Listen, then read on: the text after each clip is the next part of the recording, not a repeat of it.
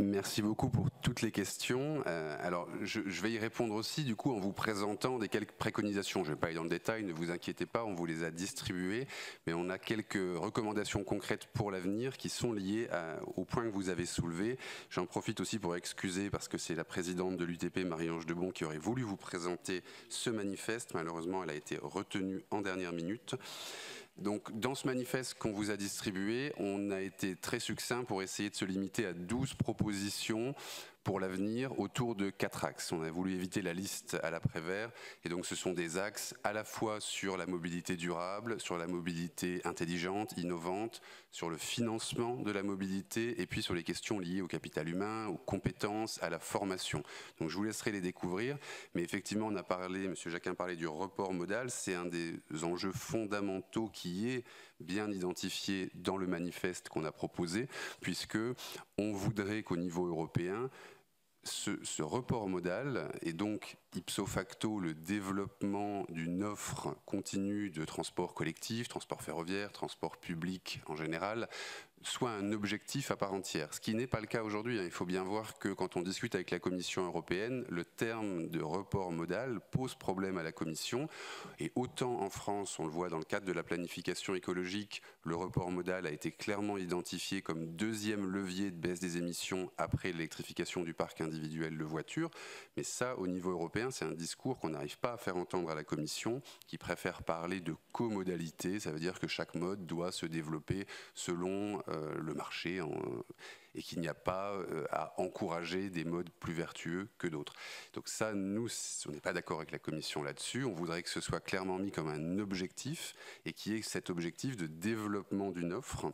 Et même dans les propositions qu'on fait, pour être plus concret, pour nous, quand la Commission, à chaque fois qu'elle va proposer une proposition législative, doit faire son évaluation ex ante, son étude d'impact pour voir l'impact de sa proposition, on voudrait qu'elle s'interroge en amont sur l'impact de ces propositions dans le champ des transports sur l'offre de transport public, l'offre de transport ferroviaire. Est-ce que ce que je vais proposer va aller dans le sens du développement de cette offre ou au contraire, est-ce que ça va être des bâtons dans les roues?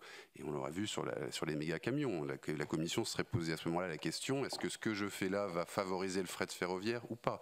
Ou par rapport au bus, avec un calendrier sur le fait d'obliger à acheter des bus électriques pour tout type de collectivité, peu importe leur taille, dès 2030, s'il y avait eu cette réflexion en amont, peut-être que la Commission aurait du coup soit flexibilisé un peu le calendrier, soit prévu des aides au moins et un accompagnement pour ce type de collectivité.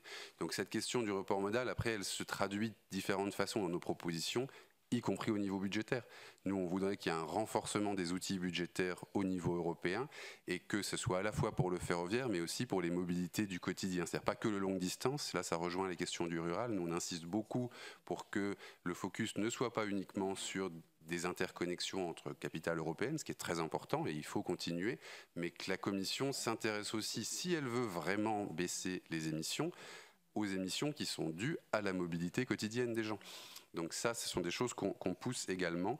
Par rapport aux questions de financement, donc il y a certes l'augmentation des mécanismes européens, mais ça renvoie aussi à une demande qu'on a sur les revenus générés du système ETS, où nous, on aimerait beaucoup que l'Union européenne pousse pour qu'il y ait un fléchage de ces revenus tirés du système ETS vers les modes vertueux et notamment vers le transport ferroviaire et le transport public.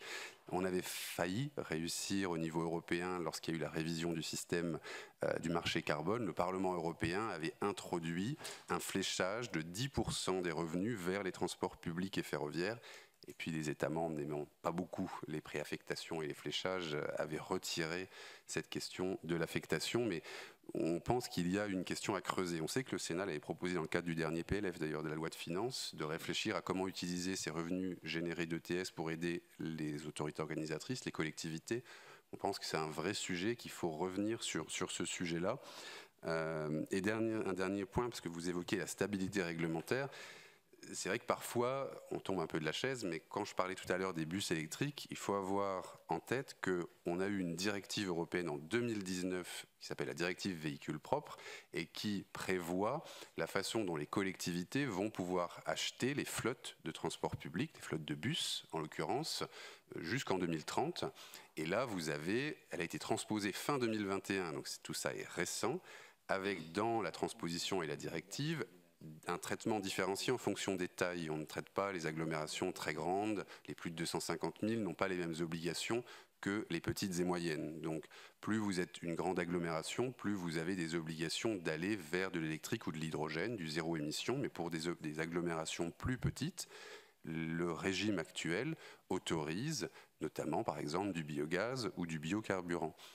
Et donc ça c'est le régime actuel sur la base duquel des collectivités font des choix d'investissement.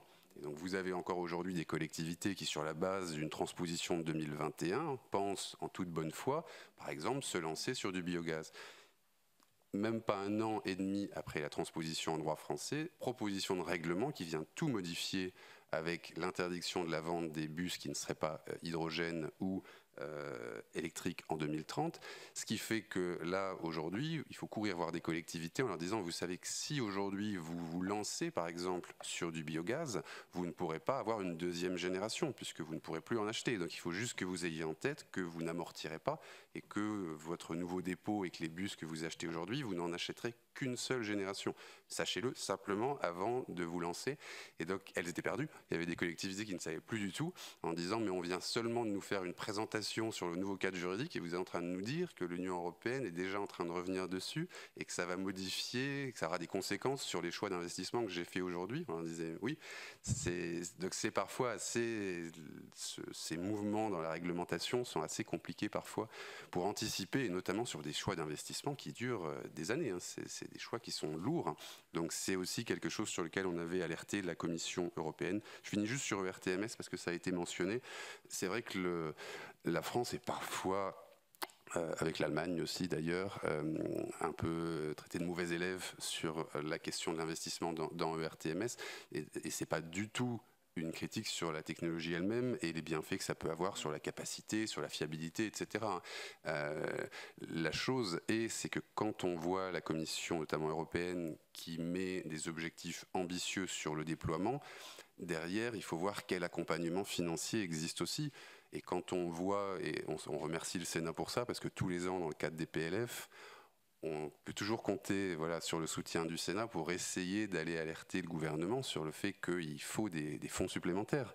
Parce qu'on a la régénération du réseau, parce que le RTMS, c'est la modernisation, mais on a déjà des besoins énormes sur la régénération. Donc avec des ressources limitées, quand il faut investir sur la régénération et aussi sur la modernisation, comment on fait pour tenir un calendrier aussi ambitieux si le gouvernement ou l'Union européenne ne décide pas d'aider davantage? Donc on est toujours en train d'essayer d'obtenir un soutien. On nous avait parlé à une époque d'une nouvelle donne ferroviaire à 100 milliards d'euros, ce qui aurait été bienvenu pour financer des investissements supplémentaires pour le déploiement de RTMS. On n'entend plus beaucoup parler des 100 milliards d'euros, donc peut-être qu'on en reparlera, mais en tout cas, nous, ERTMS reste une technologie dans laquelle la France investit, mais cette question de l'investissement que ça demande et du fait de pouvoir en même temps financer une régénération, c'est des questions qui sont des questions de fond et qu'il faudra qu'on résolve.